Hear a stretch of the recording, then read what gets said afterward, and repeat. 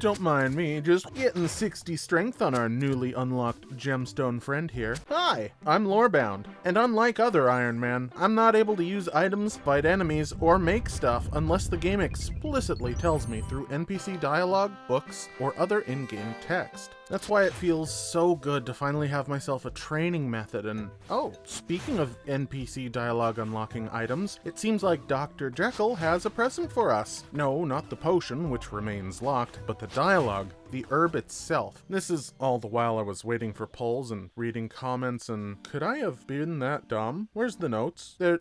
There's no notes. Maybe there's notes after I beat the Moons of Peril, but for now, unless I'm missing some very obvious crate, then perhaps the notes only unlock after the quest is complete. Early results on last episode's poll show our directional question seems to be pretty neck and neck, on the fence between Fremennik Trials and Barrows with the Deranged Archaeologist. Now, I know we need to do more Deranged Archaeologist kills regardless of Barrows. I also know if I run a whack-a-laps at the agility course in my downtime, I can buy a bunch of death runes. And so I did. Look how swanky we are in our mage gear. And so we depart for the Deranged Archaeologist, ready to earn ourselves a ring. Montage time.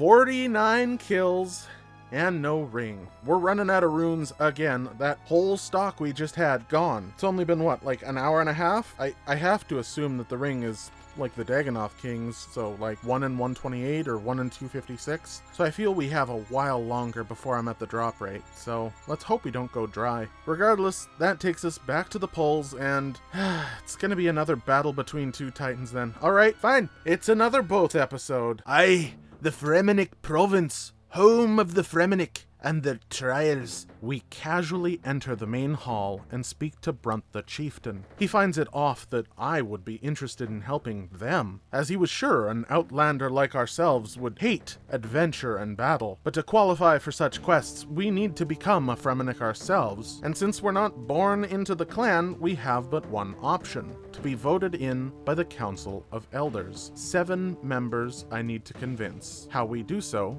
is up to us. I started by haphazardly talking to everyone, trying to find these council members. Eldgrim and Bjorn, not so much. Manny the Reveler, on the other hand, is. All we need to do is beat him in a drinking contest. Easier said than done, though. Askeladdin is going through the same trials we are, and besides his personality, he'll be an important part later in multiple tasks. Sigley, there's a council member. He wants us to hunt the Draugen, a ghostly foe that grants misfortune to sailors. We can track it down with this talisman, weaken it, and then siphon off its powers using the talisman. Now, I have done this quest a couple times in my lifetime, and this is by a large margin the furthest south I've ever seen him. You have got to be crapping me, Jekyll. Between you and the beekeeper, I just never get to have a moment to myself, do I? Okay, managed to corner trap the Draugen on Dr. Jekyll himself, who unlocks Cadentine for us. And there's the kill. He did what, like 2 or 3 damage to us? Why can't all bosses feel like that? And that is a vote from Sigley. Sosalik is a council member, but he is under the impression I'm a wee bit too gullible to be a Fremennik. Well, yeah, I was convinced to kill a guard dog by Zamorakian cultists. Gullible is kind of a core trait of Lorebound. Understandable. Have a nice day. Ah, Pier the Seer. He's one of the council members too. And I'm nude. Okay, well, might as well take a crack at his puzzle then. Didn't think it would auto-deposit everything. Okay. Honestly, the puzzle on the outside of the door is a bit harder than the one on the inside. Still, it's a Sphinx riddle, which I have heard many a time. Haha. We inspect the wall, 2 missing buttons, loot all the shelves, bookcases, chests, and take 2 little discs from mounted heads. We fill a bucket of water a few times along with a jug to get the legendary 4/5 full bucket of water, which we then use on the 4/5 chest, which nets us an urn with a metal item inside. I recall needing to fill and freeze this jug, but I'm not sure why this isn't working, and I decided to move on with the other parts of the puzzle. The red herring, shockingly, was not a red herring deception-wise, but using it on the furnace makes red goop, which then added to the undyed coin makes it red. We place those 2 red coins in the mural below and half expect the door to open from that. It does not. Ah, the lid. There's the missing item. Unfreezing, then filling the vase, then lidding it, then refreezing causes the vase to burst. And when the frozen mass is heated, the key is revealed. I'm congratulated, and he tells us our vote is secured. Sigmund is another council member, but he wants to know if we're a true merchant or not. He wants us to get some flowers, but the flowers guy wants a poem, but the poem guy wants some shoes, but the shoes lady wants lower tax rates, but Brunt wants Sigley's private hunting grounds in order to make up for the tax loss. Sigley wants a custom bowstring. That one took me a while to find, but it led me to Skullgrimman, who wants a rare fish. And he wants the navigation map to fishing spots. And he... oh, wait, no, this is Swenson, who happens to be another council member. Hold on one second. Swensen.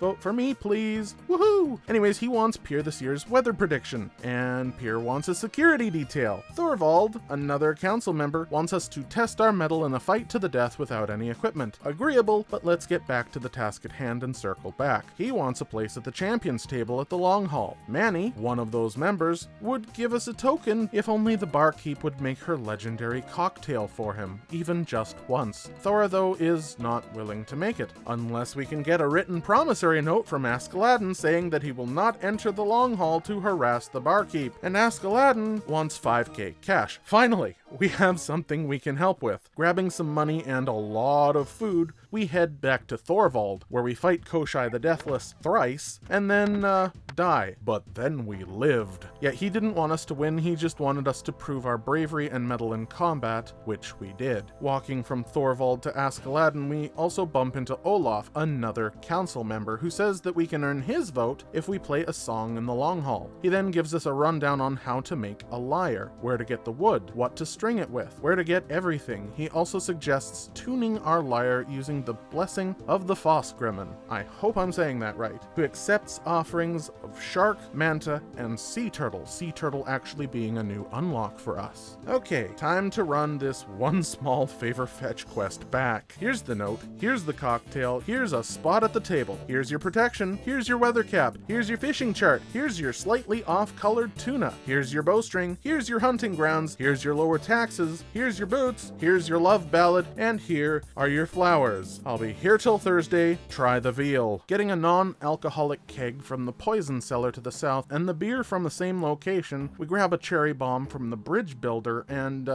I need a tinderbox for this next step, and while we're looking through the bank, I also note our lack of shark. One trip to Canifus rectifies this though. Teleporting to the Slayer dungeon right by Lolly, she is adamant about not giving us apples. Well, that's great because we want wool, but apparently she tricked someone into giving them wool instead of apples. It was Askeladdin again. Hey buddy, how'd you trick the troll? Rocks, eh? And for some reason I also remembered stew ingredients. I don't know why I had to scrounge around the entire province looking for someone who makes bowstring, but this is a core memory of mine, but I'll take what I can get. One stone soup later, we get tricked into getting wool instead of an apple. Whatever floats your boat, Lolly. A tree chop and... oh wow, I can't use this yet? Okay. A long walk to Sears to string my lyre, and we find ourselves speaking to the Fosgrimmen, offering a shark and enchanting the lyre. I am Music Man! Brought them to tears with my voice for sure. Lighting and cramming the cherry bomb into this nearby pipe, we,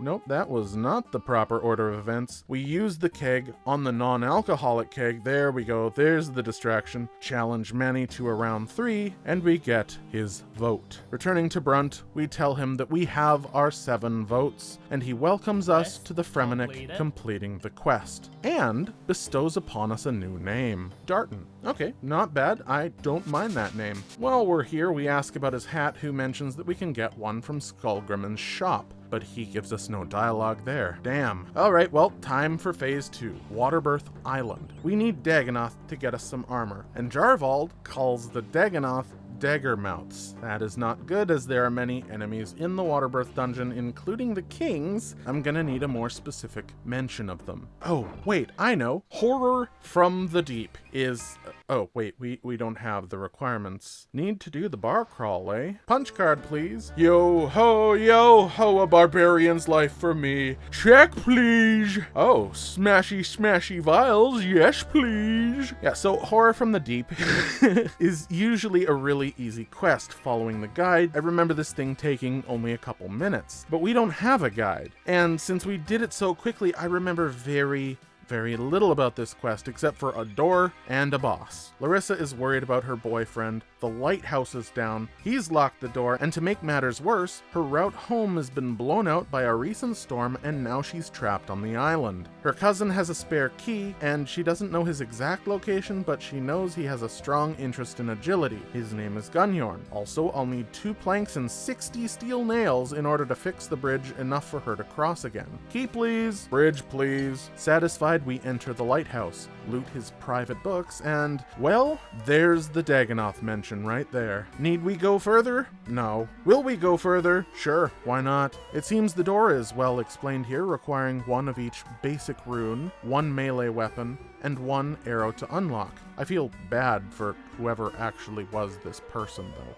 Ah, according to this, that odd old book was the current lighthouse keeper's uncle, who went missing and never returned. Reading through the lighthouse owner's manual, we realize we can likely fix it with swamp tar and molten glass. And a tinderbox. Why do I always forget the tinderbox? With the lighthouse fixed, we're able to venture downwards as where the boyfriend last went, and there is the door. As I don't want to use my dragon scimitar at the door, we use some rusty swords on this guy to unlock several different, not really important swords, and we use the bronze one on the door, along with the runes and the arrow. I have no earth spells to cast, nor any mind runes for the fire strike, so 4 types of damage will have to do. Breaking through the door, we find the boyfriend, Josik, who tells us about a fearsome foe. We battle said fearsome foe, a Dagannoth, to the death. Oh no, that was just the baby. Our melee and ranged hits like a wet blanket, but the air blast, and by a larger extent, our tome of water-infused water blast, absolutely wrecks the Dagannoth mother's health. A couple of rotations and a few of our foodstuffs later, and the queen is... Oh gosh, we got ripped away from that location. Okay, quest complete, I guess. I think that was even more jarring than the Demon Slayer conclusion. We speak to Josik above, and get the Zamorak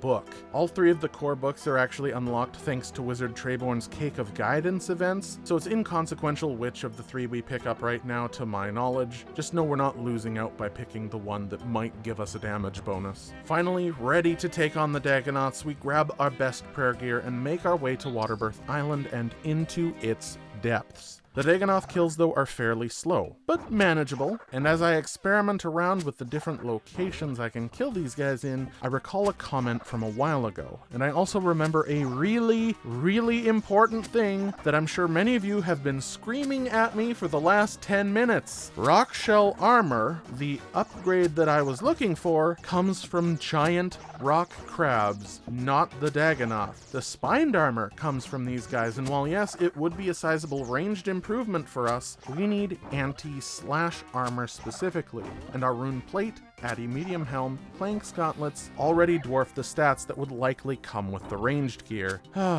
Gothics, curse my memory. Why did we have to go through all that? Well, I mean, if we roll a crab slayer task, at least we can take out some crabs that way.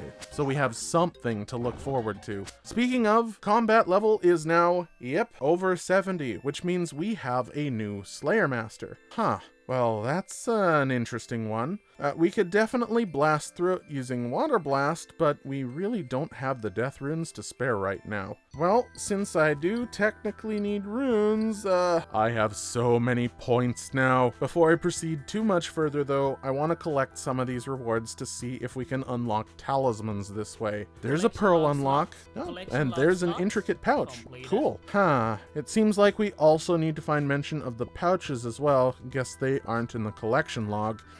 Seems the talismans are also a no-go. I will take the intricate pouches though. We also got a drop called Atlax's Diary, which has some unique flavor text in and of itself, but there's no unlocks to be found in these pages. At this time, I for a moment considered the Royal Titans. One is a fire titan after all, but this also hits a very unique spot on the Lorebound knowledge table. You see, I was on one of those classic RuneScape break times when the Royal Titans came out, so I have absolutely no knowledge about them and have in fact kept myself completely blind to these guys. Judging by what little information I can find from the collection log and the boss descriptions though, I don't think we're quite ready to be taking these bosses on. Instead, we head for Barrows. Yes, it is time for our verdict. Among all the comments, the yes this should unlock versus the no it shouldn't, one particular conversation brought me to a final conclusion. This book talks about the Barrows brothers as a whole, thus by our own context rules, requiring the context to only be able to be interpreted in one way, we cannot in good conscience unlock the Barrows brothers, or at least not all of them. You see, the Crumbling Book on pages 1 and 2 actually do differentiate 2 of the 6 brothers, Aram and Karil, flinging spells and bolts into the enemy. By our own rules, these 2 brothers are unlocked. Is this enough to beat the mini-quest? No. Is it enough to farm for runes? Possibly. Can we get drops from Barrows? Yes, but unlikely. And this is the state the Barrows brothers will remain. Lorebound is unique. He is not going to be able to unlock everything, and only being able to fight Karil and Aram, unless on a boss slayer task, feels quite fitting. Perhaps one day their names will be mentioned in the quest, but for now, let's revel in our first Barrows completion. Totally worth it. I feel like this episode is a bit sad, but not every episode needs to be perfect. We tried a few things, completed a few quests, came to some conclusions on some important matters. Also, alchemy and seeds are okay, using the logic of this is item, how much alch? And this is seed-shaped, maybe bird-like. Keep in mind we still need clockwork and the process of making birdhouses, so that might be a ways off. But it makes sense for Lorebound to think, I don't know what this is, might as well alch it. And thus concludes, you know what? No, screw it. I want more unlocks today. We're gonna head back to Camtorum and... Oh, wait, whoa there, Lorebound, where are you going? Kalia the dwarf, who's just sick and tired of having to mine through all of these fossilized remains, particularly the ones gushing with water. Would be a shame if we camped them while I wrote out today's script. Hey, Kalia, what's this? Oh, that's a calcified deposit. Crack it open on an anvil. Yay, more bones. Hey, Callio, what this? Those are calcified moths. They have magic. Are they safe? Who knows? Crush them to find out. So yeah, now we can teleport back here instead of having to run all the way. I guess we should give the Blood Moon just one more try to see if those extra few strength levels from the beginning of the episode made a difference at all. Pre-attack potion, full on Bream, we enter once more. We hit 17s now, but his triple combos still do not care. Any headway our increased damage makes is completely neutralized by his healing, and so our supplies, as per usual, dwindle along with his health. At 256, we enter Jaguar phase, only having eaten a couple food, but we know this is normal by now. At 142 health, we're down to our last 2 rows. We get a couple lucky hits and blocks, and with 1 row remaining, he's down to 80. If there's ever a time to be lucky, this is it. We heal a little off the Jaguars, and then take an absolute pounding. We eat all of our food, and he's up to 82 health now. After the Blood Rain phase, we get him to 62, but we got a dip with only 7 health remaining. I realize now that the Deranged Archaeologist and that 1 in a million ring is going to be very likely a very key item for us to get past this hurdle. The longsword spec also seems very lackluster here, so I may bank it for an extra Bream. Aside from that though, we still need to progress, and aside from more Deranged Archaeologist, which is a given at this point, what other progress would you like to see? Ultimately, Moons is a side goal, so we need to look towards RFD again to get ourselves moving. Shiloh Village might still give us some better armor with that hard clue step teasing out rune armor pieces, trimmed, gilded, and whatnot. Hero's Quest, maybe the Dragon Mace spec would be better, if it mentions the mace in the shop, that is. Family Crest is also finally making a return, and as it happens,